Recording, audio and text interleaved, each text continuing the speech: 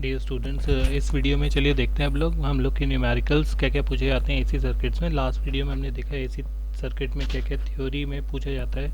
सारे कंसेप्ट्स को हमने बारी बारी से रिवाइज किया और सारे फेजर डायग्राम्स देखे, पावर एसी सर्किट्स में क्या क्या होते हैं उन सब के फार्मूले। ठीक है, तो उस वीडियो को आप पूरा एक बार डिटेल में देखिएगा और सारे फार्मूलों को आपको याद करना है, समझना है, सो दैट आप न्यूमेरिकल्स को इजीली कर सकें। अब देखिए एसी सर्किट के जो न्यूमेरिकल्स है ना, they are very important, right.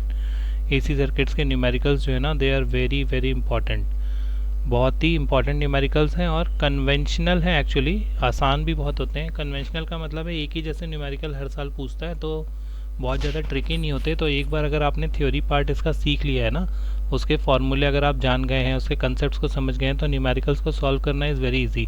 तो देखिए 4-5 टाइप के इसमें न्यूमेरिकल्स आते हैं, तो हर एक टाइप का जो न्यूमेरिकल है वो मैं यहाँ पर लेकर आया हूँ इस वीडियो में। तो इस वीडियो में आपको हर टाइप का एक एक न्यूमेरिकल जो आरजीपीवी पहले पूछ चुका है और जो इम्पोर्टेंट है एग्जामिनेशन पॉइंट ऑफ व्यू से, वो मैं लेकर आया हूँ, राइट। तो चलिए स्टार्ट करते हैं अपना न्यूमेरिकल नंबर 1। देखिए क्या बोल रहा है। मेरे पास एक कॉइल है, a coil of resistance 10 ohms. ठीक है, अब देखिए, अब एक चीज़ आपको याद रखनी है हमेशा, जब भी वर्ड न्यूमेरिकल में कॉइल लिखा है ना, तो कॉइल का मतलब हमेशा आर एल सर्किट होता है। ठीक है ना, तो coil stands for R L series circuit. Okay, this is R L circuit, ये आपको याद रखना है। ठीक है, तो एक कॉइल है, तो मैं पहले एक कॉइल बना देता हूँ। यहाँ पे एक कॉइल है, तो एक आर एल सर्किट है, एक रेजिस्टेंस लगा है, एक इंडक्टर लगा है, राइट। तो ये पूरा collectively it comprises a coil. ठीक है, ये आप हमेशा ध्यान रखिएगा, नहीं तो क्वेश्चन में गड़बड़ होती है। ठीक है, एक कॉइल है जिसमें रेजिस्टेंस है 10 ओम्स और इंडक्टेंस है इसका 0.1 ओम्स। तो 10 ओम इसमें रेजिस्टर दिया है और इंडक्टेंस इसका दिया 0.1 हेनरी। ठीक है, it is connected in series with a capacitor 150 microfarad. तो इसको एक कैपेसिटर के साथ कनेक्ट कर दिया है, इसका वैल्यू दिया आपको 150 माइक्रोफेरेड। ठीक है, और ये सबका सब कुछ जो है ना, ये आपका कनेक्ट करके रखा है किसके साथ, एक 200 वोल्ट सप्लाई के साथ, राइट। एक सप्लाई दिया हुआ है 200 वोल्ट्स 50 हर्ट्ज। ठीक है, तो ये तो इसका डायग्राम है। तो देखिए डायग्राम बनाने से क्या होता है ना, एक अच्छा इंप्रेशन पड़ता है एग्जामिनर के दिमाग में कि हाँ, सामने वाले व्यक्ति को प्रॉब्लम जो है वो समझ में आ गया है। तो डायग्राम बहुत मैंडेटरीली आप बनाइए।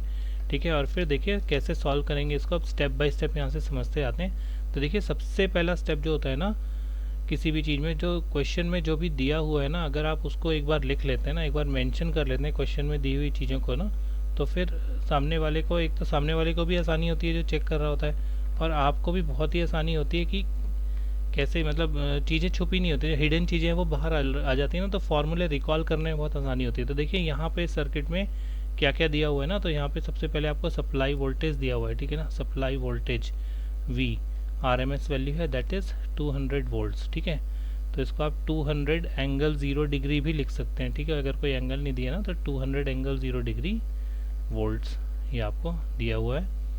रेजिस्टेंस दिया है R कितना, 10 ओम्स। ठीक है, इंडक्टेंस दिया है L कितना, 0.1 हेनरी, और कैपेसिटेंस दिया है कितना, 150 माइक्रोफेरेड। अब देखिए ऐसे लिखने से ना फॉर्मूला दिमाग में क्लिक करना है। तो जब भी आपको ये सब दिया ना, तो देखिए सबसे पहले किसी भी सर्किट में, जब भी एसी सर्किट्स का न्यूमेरिकल है, तो आपको सबसे पहले कैलकुलेट करना है इम्पीडेंस। ठीक है, याद रखिए सबसे पहले आपको इम्पीडेंस कैलकुलेट करना है, ये अपने दिमाग में आप बैठा लीजिए ना। सबसे पहले आपको इम्पीडेंस कैलकुलेट करना है। इम्पीडेंस मतलब आपको Z कैलकुलेट करना है। ठीक है, और अगर Z कैलकुलेट करना है तो नेचुरली आपको फार्मूला जानते ही हैं Z का। ये कैसा एक RLC सर्किट दिख रहा है, ठीक है ना, ये RLC सर्किट दिख रहा है। अब इस RLC सर्किट में मुझे क्या करना रहेगा, देखिए Z का फॉर्मूला क्या हो जाएगा यहाँ पे, √R² plus XL difference XC का होल स्क्वायर। अब एक्सएल माइनस एक्सी करिए, एक्सी माइनस एक्सएल, मैग्नीट्यूड में तो दोनों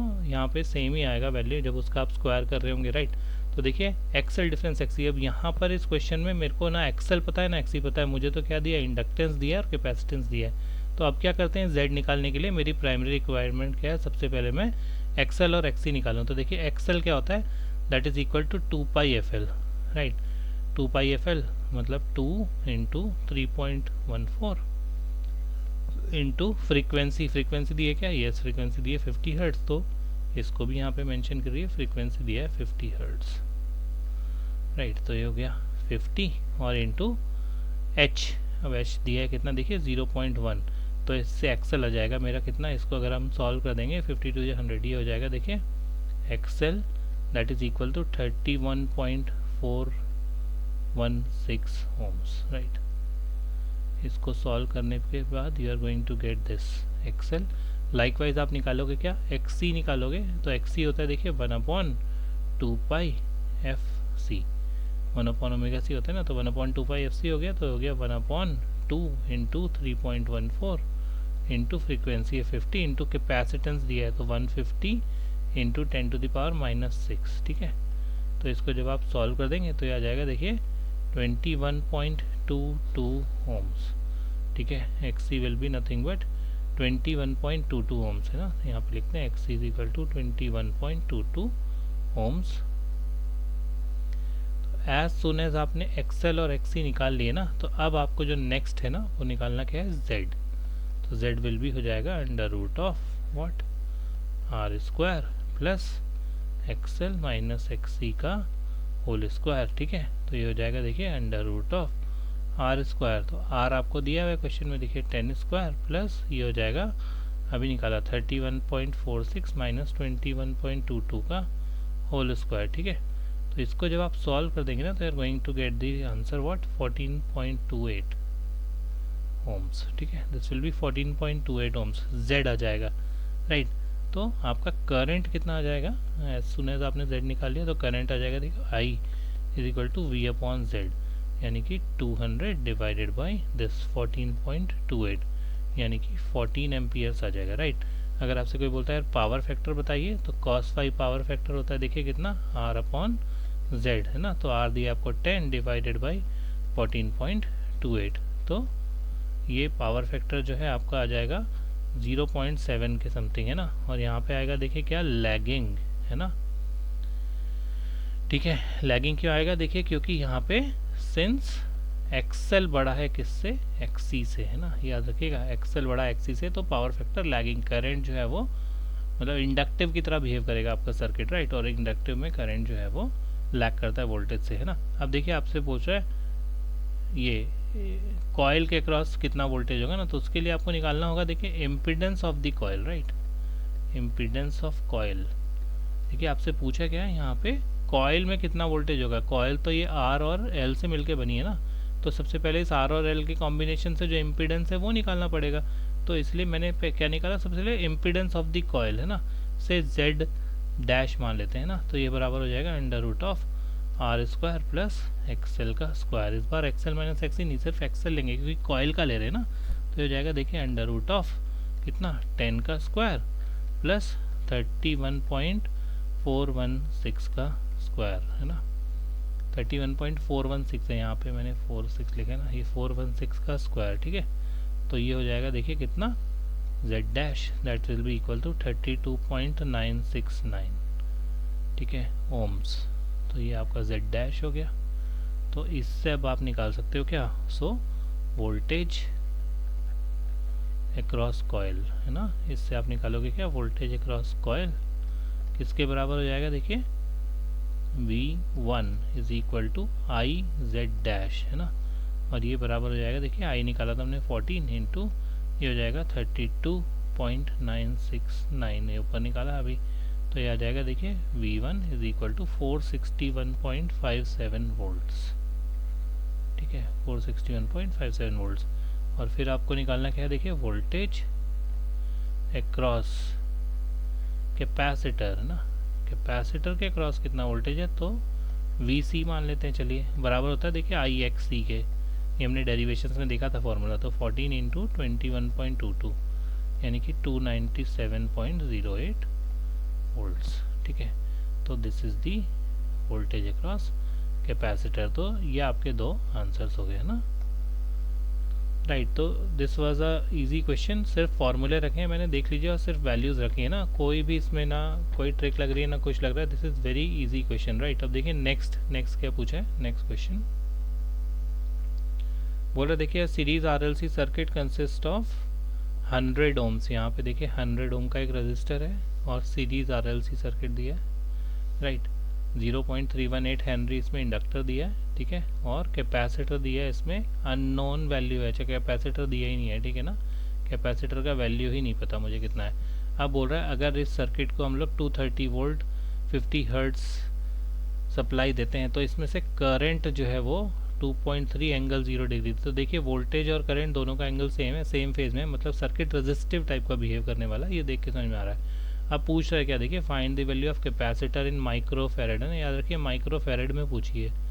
दूसरा voltage across inductor and total power consume, तीन चीज़ें इसमें पूछी हैं। तो चलिए कोई दिक्कत नहीं है, तीन चीज़ें पूछी हैं तो निकाल लेते हैं। सबसे पहले आपको सप्लाई वोल्टेज दिया है ना, तो सप्लाई वोल्टेज आपको दे रखा है, देखिए V कितना 230 वोल्ट्स और 0 डिग्री, ठीक है ना, इतना वोल्ट्स दिया है आपको, ठीक है। अब देखिए करंट दिया है ना, करंट भी दे रखा है ना I, ये भी कितना है 2.3 एंगल 0 डिग्री, ये भी एंगल 0 डिग्री है, ठीक है। तो इसका मतलब current and voltage are in phase, तो यहाँ लिखेंगे so I and V are in phase, same phase में है दोनों, ठीक है। तो इसका देखिए सबसे पहले आपसे बोला था सबसे पहला काम क्या करते हैं किसी भी एसी सर्किट की प्रॉब्लम में, इम्पीडेंस फाइंड करना। तो इम्पीडेंस किसके बराबर हो जाता है, देखिए Z is equal to V upon I, है ना। तो ये हो जाएगा देखिए 230 अपॉन 2.3, ठीक है। तो सीधे सीधे आ गया कितना 100 ओम्स, 100 ओम्स इम्पीडेंस आ गया, ठीक है। अब देखिए होता क्या है RLC सीरीज सर्किट के लिए, तो हम लिखते हैं देखिए फॉर RLC सीरीज सर्किट, है ना। RLC सीरीज सर्किट के लिए हमने क्या पढ़ा है, देखिए इम्पीडेंस किसके बराबर होता है, under root of R square, right, plus XL minus XC का होल स्क्वायर, ठीक है। तो यहाँ पे अगर मैं वैल्यूज रख दूँ तो ये हो जाएगा देखिए, है ना, Z मतलब 100 is equal to under root of, है ना, 100 का स्क्वायर, ठीक है, यहाँ पे 100 का square plus XL minus XC का होल स्क्वायर, ठीक है, इतना हो गया। और अब देखिए अच्छा 100 का स्क्वायर वहाँ पे क्या है, ये रेजिस्टेंस भी 100 दिया ना इसीलिए किया था, ठीक है ना। अब देखिए नेक्स्ट, अब यहाँ पे दोनों तरफ अगर स्क्वायर कर दो ना तो यहाँ लिखता हूँ देखिए squaring both sides, squaring both sides, तो ये हो जाएगा देखिए 100 का square is equal to again 100 का square plus XL minus XC का होल स्क्वायर, इन दोनों से कैंसिल, इससे मुझे मिल गया देखिए XL is equal to XC, सीधे सीधे, है ना। तो रेजोनेंस कंडीशन है, इसीलिए देख लीजिए वोल्टेज और करंट जो है वो सेम फेज में। अब ये तो हमें पता चल गया, प्रूफ भी हो गया, तो ये जाएगा देखिए 1/2 pi FC is equal to 2 pi FL, XL equal to XC, ठीक है। और यहाँ से मुझे अब मान लो C निकालना है, तो C कितना हो जाएगा, देखिए C को एक तरफ करके बाकी सब एक तरफ कर लेंगे ना, तो ये हो जाएगा देखिए निकाल के पूरा, मतलब पूरा इसमें जब वैल्यूज रख के सॉल्व करेंगे तो यार गोइंग टू गेट कितना 31.862 माइक्रोफेरेड, है ना, याद रखिएगा। तो मेरे पास क्या है कैलकुलेटेड है, तो मैं डायरेक्ट वैल्यू लिख रहा हूँ इसलिए क्योंकि कैलकुलेशन अगर यहाँ करूँगा तो it will take very much time. तो यहाँ से बस C का वैल्यू निकालना है, बाकी सब दिया है आपको, L दिया है, एवरीथिंग इज गिवन, राइट, ठीक है। अब ना अब अपने को क्या चाहिए, देखिए अब हम निकालेंगे XL,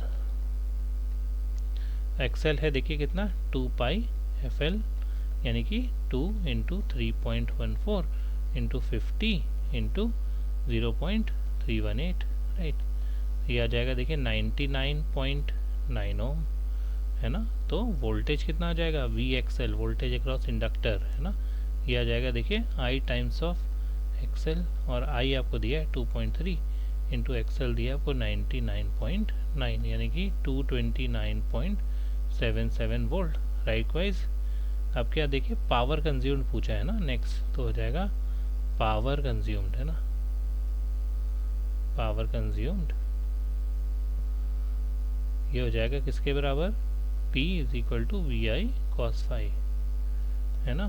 तो ये हो जाएगा देखिए V है आपका 230, I है आपका 2.3 और cos phi फेज एंगल अभी पता है ना, 0 है तो cos 0 होता है 1, तो सीधे सीधे हो जाएगा 529 वाट्स, ठीक है, राइट। तो this is the answer, right. तो आई होप ये न्यूमेरिकल भी आपको समझ में आ गया होगा, इजी है।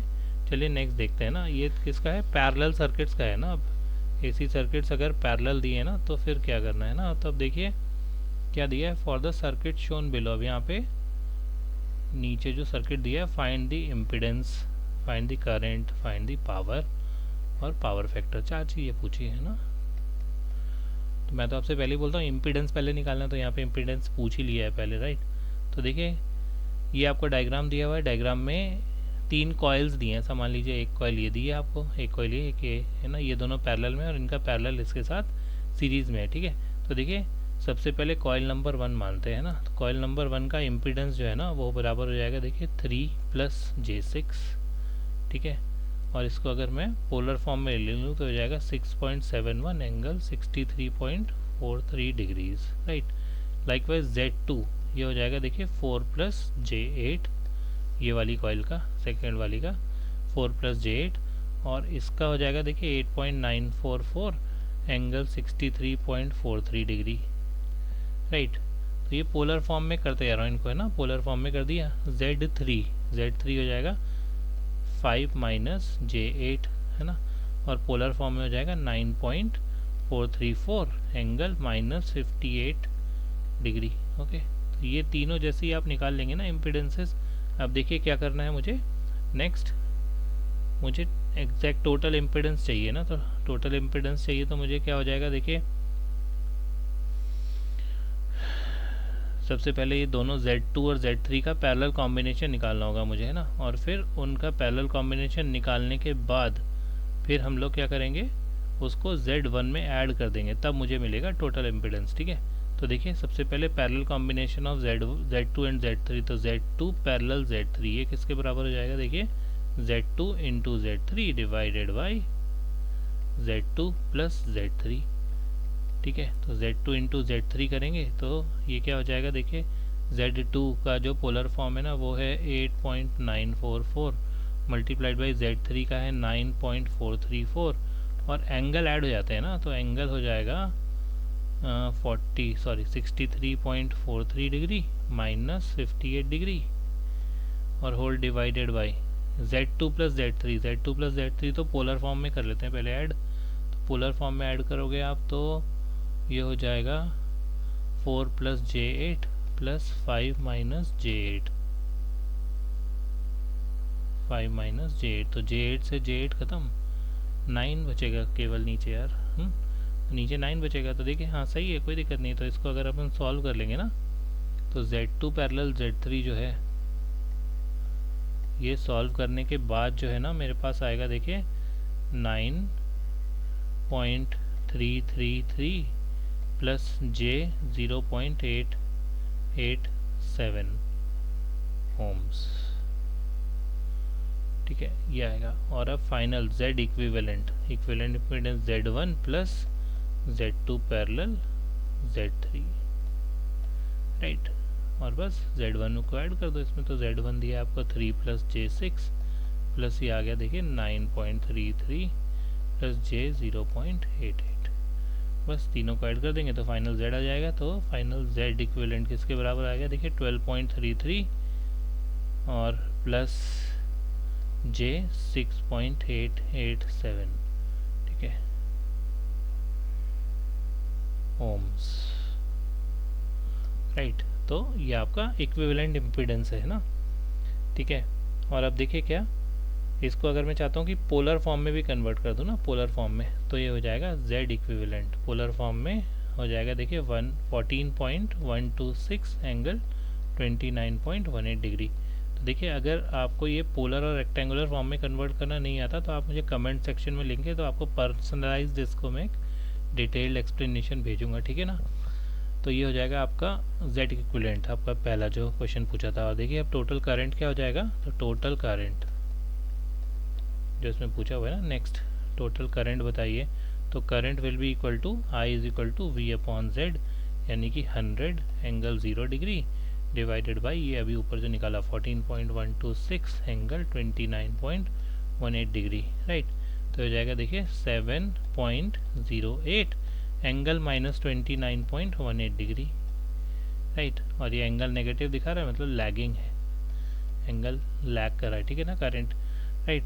अब देखिए पावर फैक्टर कितना होता है, ये हमने पढ़ा है, पावर फैक्टर किसके बराबर होता है, cos ऑफ फाई के। तो हो जाएगा cos of this -29.18 degree, right. और cos ऑफ माइनस थीटा तो cos थीटा ही होता है, तो हो जाएगा 0.873। This will be the power factor lagging, ठीक है। अब टोटल पावर कंज्यूम्ड है ना, ये पूछा है, तो देखिए क्या हो जाएगा, टोटल पावर कंज्यूम्ड है ना, ये बराबर होता है P = VI cos फाई के। ओके, तो ये हो जाएगा 100 × 7.08 × 0.873 और ये हो जाएगा 618.15 वाट्स, राइट। तो this is how you can solve the numericals very easily, right. बस फॉर्मूले रखने और कुछ नहीं किया है ना, फॉर्मूले रखे और वैल्यूज़ निकाली हैं, इसके अलावा कुछ भी नहीं है इस न्यूमेरिकल में, राइट। चलिए नेक्स्ट देखते हैं, क्वेश्चन नंबर 4 है। देखिए अब क्या बोल रहा है, 3 कॉइल्स हैं मेरे पास, है ना, 3 कॉइल्स, और क्या कर रही हैं तीनों कॉइल आपस में, दे आर हैविंग रेजिस्टेंसेज। अच्छा, इन कॉइल के बारे में कुछ दिया है, उनके रेजिस्टेंस है 10 और इनका इंडक्टेंस है 0.02, ठीक है। 3 कॉइल्स हैं। अच्छा, फिर से वही बता रहा हूँ आपको, कॉइल्स अगर लिखा है ना तो कॉइल्स का मतलब RL सर्किट्स है, राइट। रेजिस्टेंस 10 ओम है सबका, इंडक्टेंस सबका 0.02 है, ठीक है, स्टार में कनेक्टेड है। अच्छा, यहाँ पे ये बहुत इंपॉर्टेंट है 3 फेज के न्यूमेरिकल्स में ना, स्टार डेल्टा पता होना चाहिए, राइट। और 440 वोल्ट 58 सप्लाई। अच्छा, एक चीज़ और याद रखिए, अगर आपके कहीं न्यूमेरिकल में ये नहीं लिखा ना कि ये फेज वोल्टेज है, तो फिर जो भी गिवन वोल्टेज होगा ना that is always line voltage. तो ये लाइन वोल्टेज दिया है आपको 440, ठीक है, ये आपको याद रखना है ना, it is always line voltage जो भी दिया, अनटिल अनलेस ये बोल के नहीं दिया कि ये फेज वोल्टेज है ना। आपको निकालना क्या है, देखिए लाइन करंट निकालना है, टोटल पावर कंज्यूम कितना हो रहा है ये निकालना है। तो चलिए निकाल लेते हैं, ठीक है, इजी है ये क्वेश्चन, ठीक है। इसमें क्या करना है, देखिए सबसे पहले इम्पीडेंस, मैंने आपसे पहले ही बोला जब भी कुछ पूछा इम्पीडेंस निकालना है, तो इम्पीडेंस निकालने के लिए यहाँ पे रिएक्टेंस चाहिए, ठीक है। तो देखिए इंडक्टिव रिएक्टेंस कितना हो जाएगा, सबसे पहले इंडक्टिव रिएक्टेंस।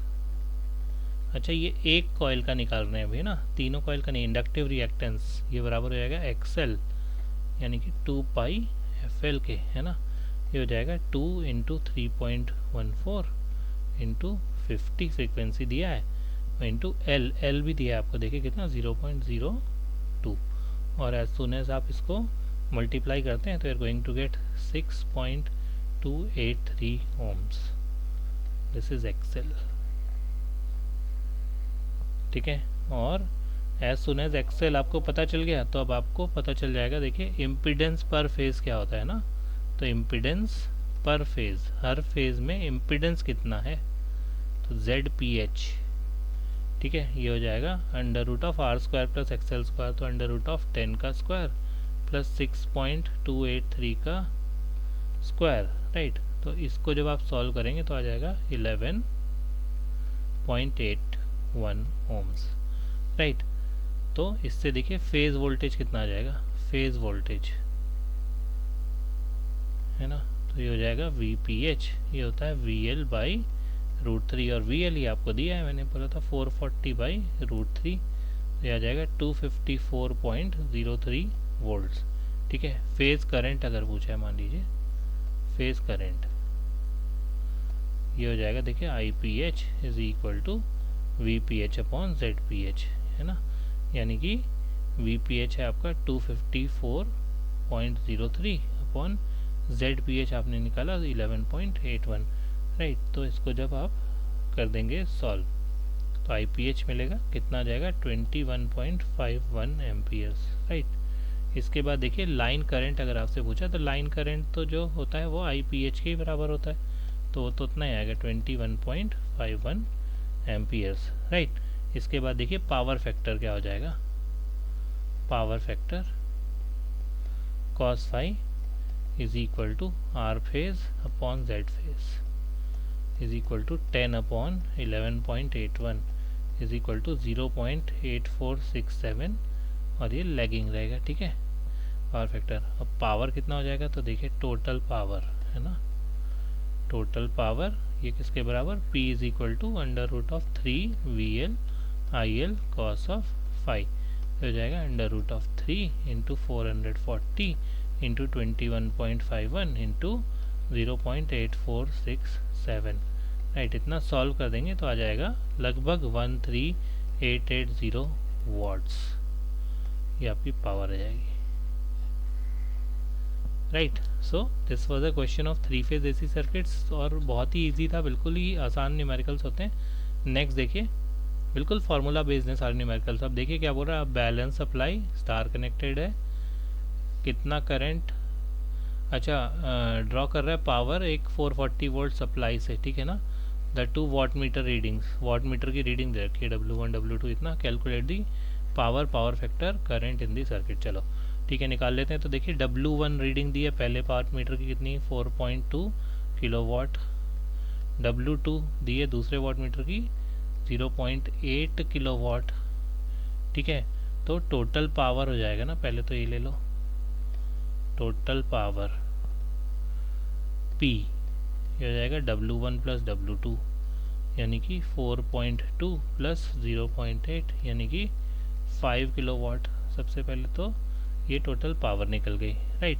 अब देखो नेक्स्ट एक फार्मूला होता है, ये और लिख लो आप, tan फाई ये बराबर होता है √3 W1 minus W2 upon W1 plus W2। This is very important relation, ठीक है। इससे हमें निकलेगा tan फाई, ये हो जाएगा √3 4.2 माइनस 0.8 अपॉन 4.2 प्लस 0.8 है ना, और ये बराबर हो जाएगा किसके, 1.1778। तो देखिए पावर फैक्टर हो जाएगा, पावर फैक्टर है ना किसके बराबर, cos फाई के, और वो बराबर हो जाएगा देखिए cos ऑफ tan इनवर्स कितना आया 1.778 है ना, ये एंगल आएगा, ठीक है। और अब इसको सॉल्व कर लेंगे ना, तो मेरा cos फाई जो है वो आ जाएगा देखिए 0.6472, this will be the cos phi, ठीक है। नाउ पावर कैसे निकलेगी, तो पावर हो जाएगा P is equal to under root of 3 VL IL cos phi, ठीक है। तो ये हो जाएगा देखिए 5 इंटू 1000 है ना, that is equal to √3 into 440 into IL into 0.6472, तो आपको IL ये आ जाएगा 10.137 amperes. This will be the final answer, ठीक है ना, इतना आपका फाइनल आंसर आ जाएगा, राइट।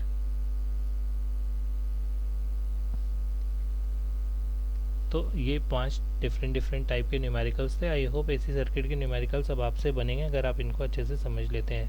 चलिए नेक्स्ट वीडियो में पढ़ेंगे मैग्नेटिक सर्किट्स क्या होता है और उसके numericals. Till then take care, all the best.